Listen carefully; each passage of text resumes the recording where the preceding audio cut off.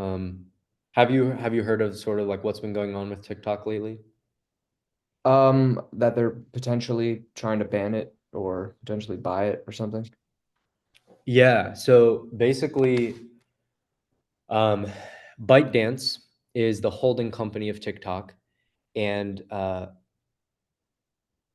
basically, ByteDance is I think it might be a China-based holding company. If it's not China-based, there's company like a ByteDance China that owns a good portion of TikTok, and I think there might also be like a ByteDance US that obviously owns a portion of TikTok. But the US was trying to ban it, or there was a discussion around whether or not we should ban TikTok because of um, the possibility that the Chinese government could access sensitive user data through the app, right? Because as we know, TikTok collects a lot of user data um, through like the different sensors on the phone. So yeah, so the TikTok is partially owned by the Chinese company ByteDance. So anyway, the U.S. decided to ban it. Like you know that was decided, Mhm. but what ended up happening in recent weeks is that ByteDance or maybe it's TikTok US. I'm not exactly sure, but they decided to sue the US government because they believe this is an unconstitutional thing. Mm. So and the basis for this is the main argument is that ByteDance centers on the US government's alleged infringement of the free speech rights of TikTok users in the company, saying that US government is unlawfully invoking national security fears as a means of shutting down TikTok, leaving open the possibility of the government doing the same to any newspaper or website. That's like the main argument in the lawsuit. Mm. Um, so I don't know. Do you think TikTok is kind of like equivalent to a newspaper? Do you think this fear is rational? Do you think this makes sense? Like, what is your take on that? Well, I don't know. That's hard. I mean, because it depends on what kind of data they're getting, right? Like, if this is data that can be used to do things outside of improve user experience, then, then yeah, I mean, it's a national security threat, I guess, because another country could use all this data for something, and the government could be like, all right, we don't want you guys having all this information about us. Sorry, we're not going to allow you in our country. Like, that's fine, in my opinion. I don't know. So the question then is like, what? Let's just assume that Chinese government has access to everyone on TikTok's like government name.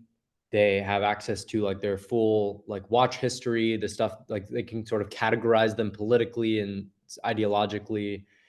Maybe they have like location data. They know who your friends are, all of this stuff. If we assume that all of that data is collected and we assume that the Chinese government has access to it, do we think it's a valid fear? Like if I were to just make that assumption, is this a valid like worry? Depends on our relationship with China, but I mean, I don't know. Are we collecting information on other countries' people? Like it's weird because now I don't get how they're suing us because the US government law system works within the US. So I don't know how international lawsuits It's like work. a US outpost of TikTok. So I think it's Oh, like okay. TikTok US is suing the US Oh, government. okay. Oh, Because it's TikTok US still suffers from this, right? TikTok US yeah. is getting shut down. Basically, they're not gonna, be able to have TikTok in the US. So I think if we assume that all of that data can be accessed by the Chinese government, then the question is like, is that something that the U.S. government should be interfering in? Because I do think it's a valid like concern. Do I think it's something like the concern is large enough to warrant shutting down, basically suppressing a platform?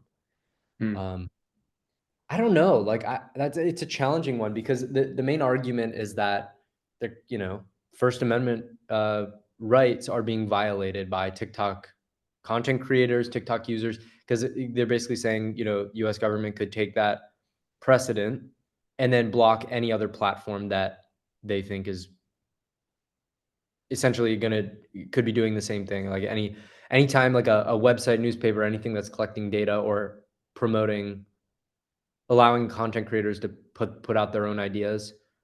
If the government deems that to be a national security threat, then that could happen again in the future. Yeah. I don't know. I almost wonder like should we be viewing the internet and anything that happens on the web as like just assume that anybody could get access to that data?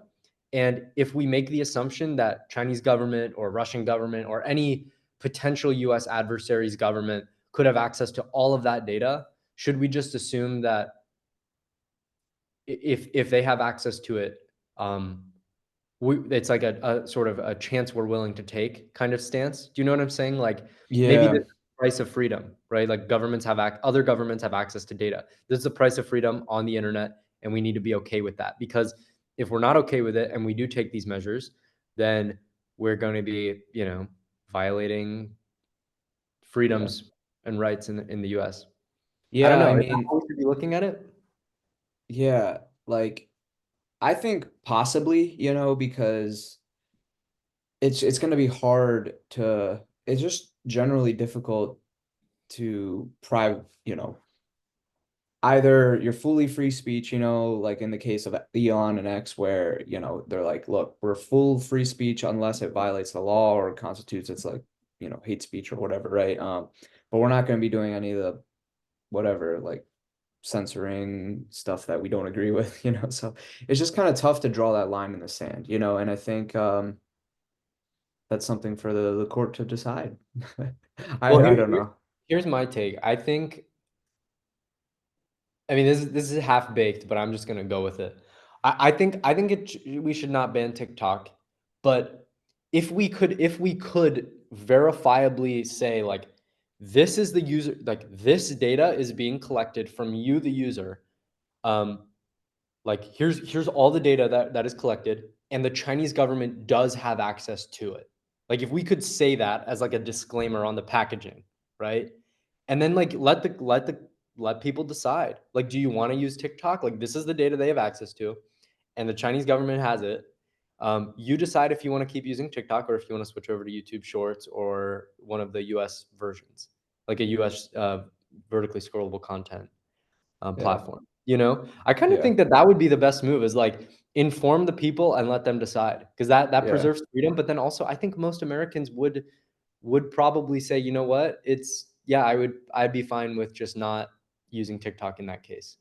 Yeah. Uh, you know, Yeah. That's a good idea. I support it.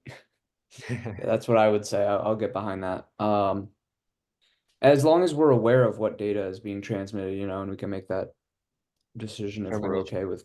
And I think honestly, Al, I think that's probably the reason this whole thing has happened is because like we don't know 100% what data they're collecting and if the Chinese government actually has access to it. I mean, there are probably people that know whether or not like know this stuff for a Mhm. fact, but I think like lots of people that are talking about this, I mean, we're not in the know. We don't know what's Yeah. actually happening. We don't know if the Chinese government has access to it. That's why there's kind of this ambiguity.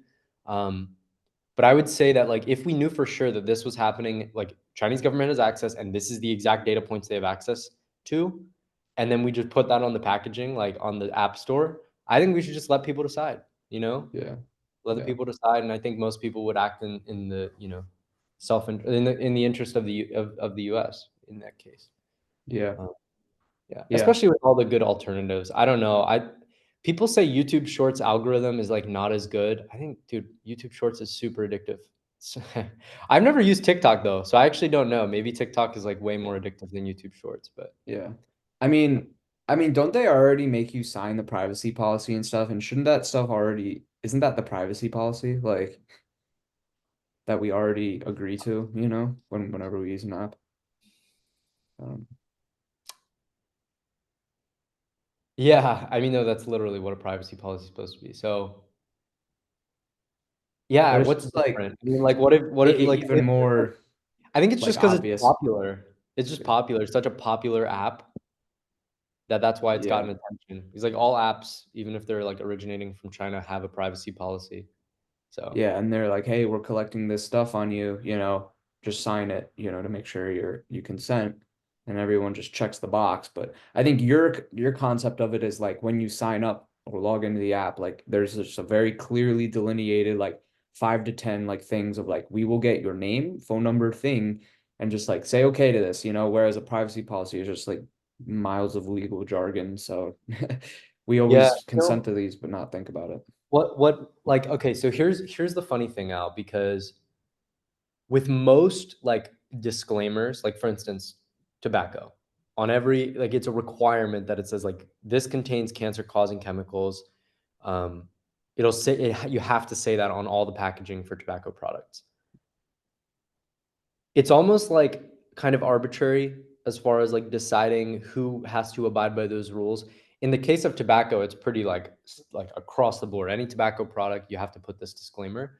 But with like apps on the internet, it's so hard to keep track of like, okay, do we know if the government of like, I don't know, Pakistan has access, like if an app originates out of Pakistan on the App Store, like do we know if the Pakistani government has access to the data that this app is collecting?